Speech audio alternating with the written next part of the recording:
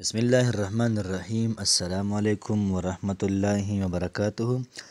امید در به کوم چې تاسو ټول به ټیک ټاکې د صحت نه با خوند او مزې اخلئ. الله پاک هم خوشحاله آباد او تر و تازه ساته. الله پاک دې موږ تاسو ټول د چا محتاجی نه، صرف د الله پاک موږ تاسو ټول د خپل اطاعت او د خپل فرمانبردارۍ محتاج وساتي. نن چې زموږ کوم وظیفه ده دا ډیره زیاته د قوت والا وظیفه ده او دا وظیفه د سورة المؤمن وظیفه ده. د سورة المؤمن چې کوم حیثیت دي هغه ډیر زیات زبردست او ډیر زیات ناشنا دي.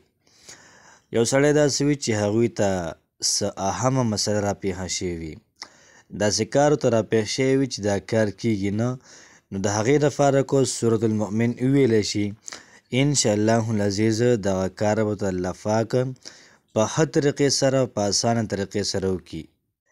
د چا د ویزې مسله وي، د چا د دکان مسله وي، انشاءالله العزیز د هغې دپاره د سورة المؤمن وظیفه وکړی شي. الله پاک به د دې وظیفې په برکت باندې ستاسو ټول کارونه ترسره کوي. یو سړی ظالم د استانې ځمکې نیولې ده، نو که د هغې دپاره موږ د سورة المؤمن دا وظیفه وکړو، انشاءالله العزیز دغه ځمکه به الله پاک د هغه نه راخلاصوي. دغه رنګې ستا پیسې دي او چا سره پرتې دي او دغه سړی د هغې نه منکر دی او تاله پیسې درکوي نه، نو که د سورة المؤمن دا وظیفه موږ په دې طریقې باندې وکړو، انشاءالله العزیز الله پاک به دغه پیسې دغه قرض د هغه نه راوباسي. د چا حاجت دی او ډیر زیات غټ حاجت دی، د حاجتونه پوره کیږي نه، د هغې دپاره د سورة المؤمن وظیفه دا ډیره زیاته مجرب او ډیره زیاته کارآمد وظیفه ده. که یو سړی داسې وي چې هغه دومره ډیر زیات بیمار وي چې د هغه د ټیک کېدو چانسز دا ډیر زیات کم وي، انشاءالله العزیز په چهارندام کې د سورة المؤمن دا وظیفه وکړئ، انشاءالله العزیز په هغې باندې اوبه دا دم کوي. الله پاک به د دې وظیفې په برکت باندې دغه بیمار دله به الله پاک صحت ورکړي او ښکلی ژوند به دی تېروي.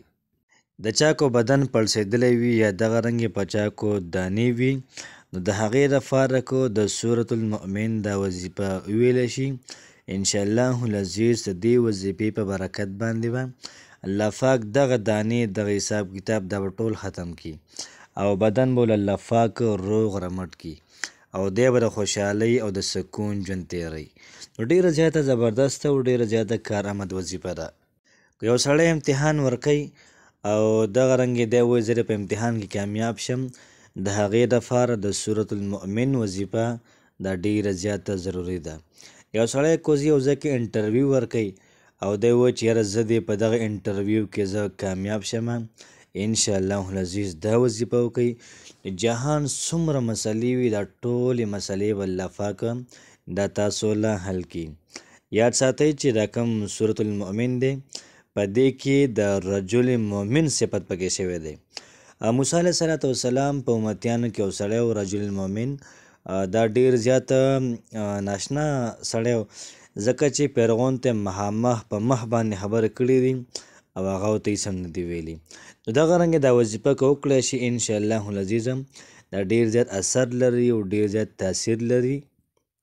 د وظیفې ترتیب به دا وي چې کله موږ او تاسو دا وظیفه کوو نو موږ به 7 پیرې درود شریف وایو، بیا به د هغې نه بعد 100 پیرې سورة المؤمن وایو، بیا به د هغې نه بعد درود شریف وایو، بیا به د هغې نه بعد دعا وکړو چې څومره زموږ مسایل وي دا ټول به الله پاک ته پیش کړو، انشاءالله العزیز الله پاک به د هغې حل دا موږ او تاسو ته راوباسي.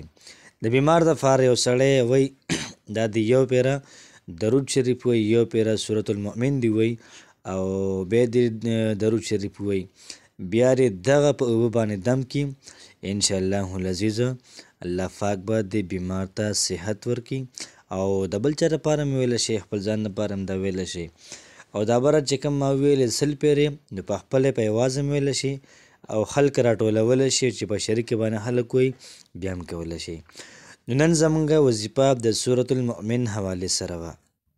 که چاته هر قسم مسله وي نو د هغې دپاره دا کولی شي او ډیره زیاته مجربه وظیفه ده. الله پاک مو خوشحاله ساته. السلام علیکم ورحمت الله وبرکاته.